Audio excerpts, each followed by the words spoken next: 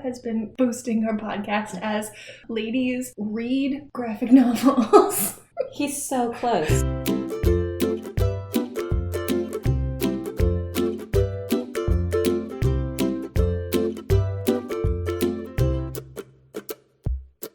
Welcome back to Girls Talk Comics. This is Erin, who's thinking with her pants today, and Jessica, who didn't bring any pants.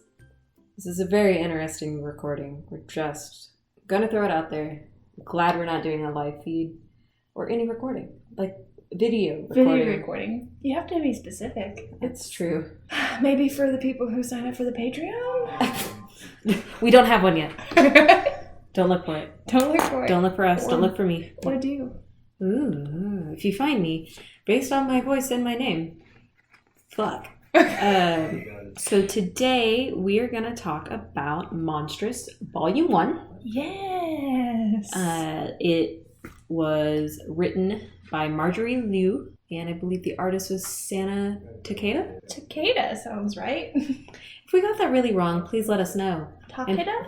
And provide a recording of what you think it sounds like or is supposed to be pronounced. So that's how I learn. An audio recording. Audio recording or video without audio, and I'll just try to read your lips.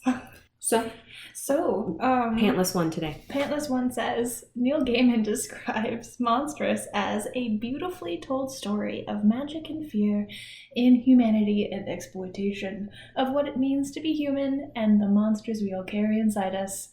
Also, some of the best cats in comics. A delight. And that whole thing was his quote, by the way. It was. It's on the back of the book? It is on the back. I ripped it. Thanks for pointing that out, Erin. Hey, I don't want to be ever accused of plagiarizing. That's true. That's give true. Credit where credit is due. You know, yeah. They're going strong with the support. Thank you, Image.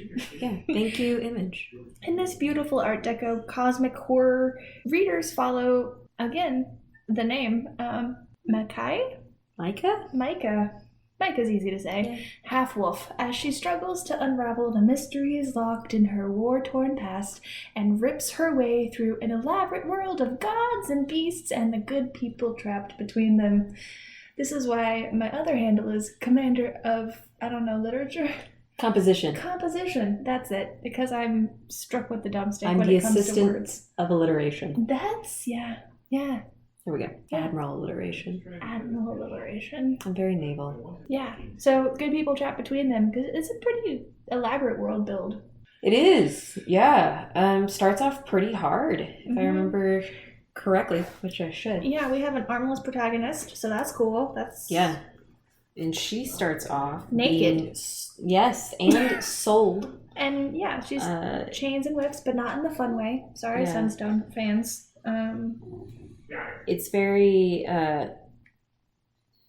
it sounds like she's got a bit of a plot to go in and find something out about herself or someone else or find an item.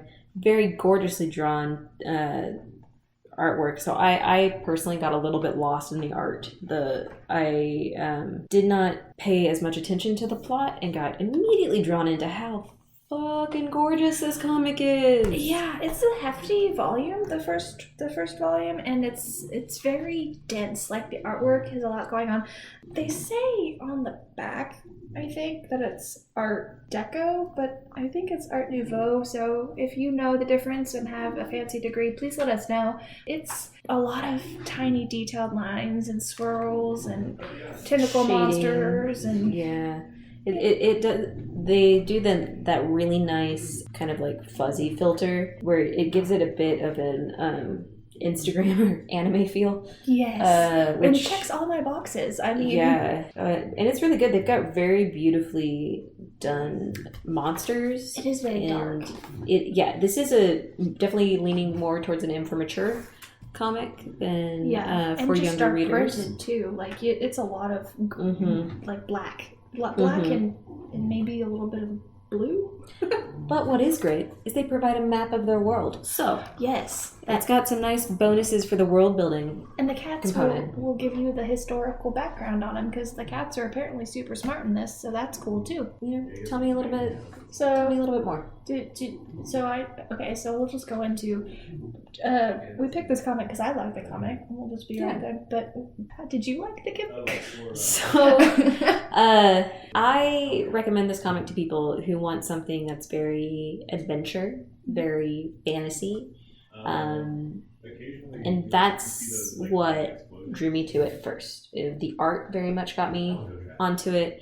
The fact that it was going to be an adventure fantasy comic got me into it. Female lead very much got me into it. I was not very impressed. I was much more caught up in the art than I was the plot. And so it was really hard for me to stick with it when I was focusing so much on the physical details that I kind of forgot to read it. The art kind of overwhelmed the plot. And it's pretty thick. There's a lot of bubbles to read here, too. So not only do you have dense art, but you have a lot of bubbles. But the writing's good. Having read the writing, I can say the writing's good. It's got a nuance to it as well that being distracted by the art, I couldn't really follow. That's, in my opinion, not a reason to not read it.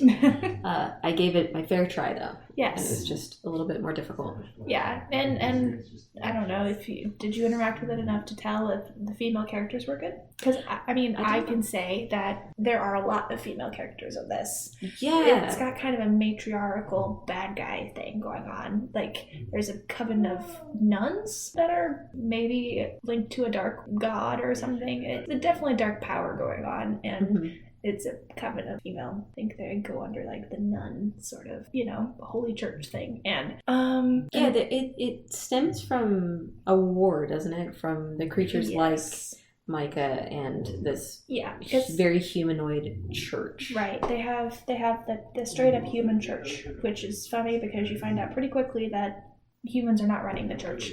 And then you have... All is not what it seems. All is not what it seems. There's a lot of dark blood sex cult things happening behind closed doors, so that's cool. Which is why people were being sold. Really read it again. Yeah, maybe. Maybe. The old gods are like straight up animals, so think like, I don't know, Ra or something. They're like humanoid kind of, but they got the animal heads. And then you have animal like half demon creatures that have a special name. I'm losing it right now in terms of what they're called, but they have things like tuffy ears and tails, and the thing is, the magic that they have in their body can be harvested from their blood, which is sort of what the nun ladies are after. So it's a fun little romp in cultural ethnic dynamics too, kind of. My dog is snoring, so yes, if you hear him in the background, I think there's going to be a theme through all the books. But we love him. Yes. Back to the kind of the female characters bit. They have been, they're very diverse in here, so you might not get one like incredibly well-rounded character, but you get a lot of varied representation of women. Yes. Even if they're it's 3 speech bubbles. The art is very different from character to character, or female character to female character. It's not all like a copy and paste face and body shape. I didn't and that see was a lot really of nice. Redundancy either. Yeah. It looked like they put a lot of work into making a diverse cast of, and they have animal characteristics to draw from. So all you gotta do is put some new ears on. Yeah.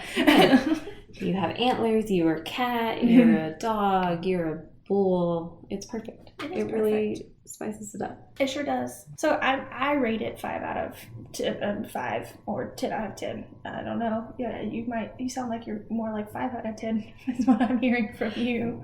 I'm undecided. How about we just do a thumbs up, thumbs down, and maybe later? How about that? I'm definitely a maybe later kind of lady right now. Yeah, I do recommend it though to people who come in. I do try to sell it to people definitely when they're like, I like fantasy books. Oh, and this is Sana Takeda is a female as well. Yep. I didn't pick that up on. Okay, so sorry.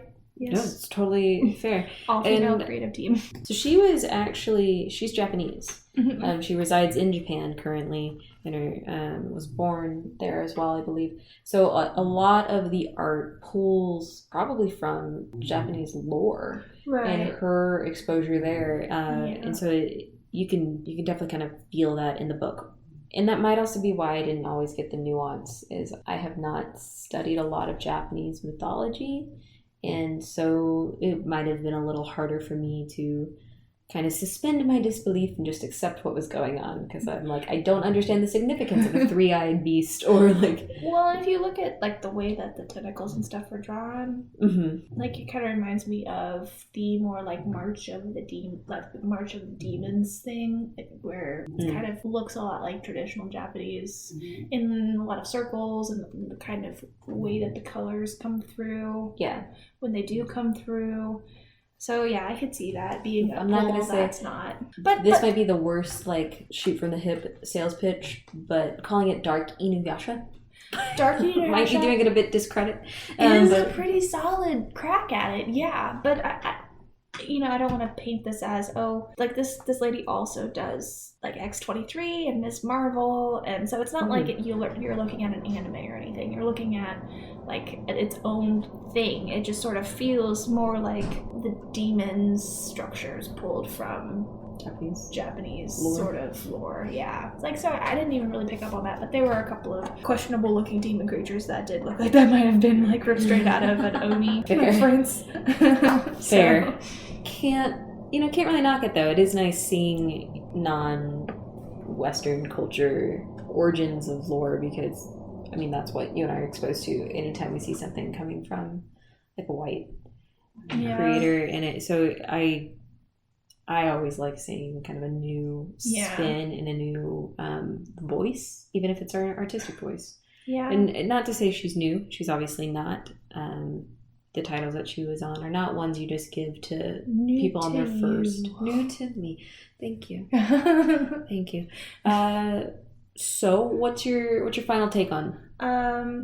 I definitely recommend it to other readers, and obviously this is not a new comic. This has been out for several years, so definitely pick up them trades. I think there might even be, I don't think we're waiting on the 4th volume at the time of the recording, so I think the hardback's not going to be out for a while, but I don't know, it depends on how I get these things edited, so.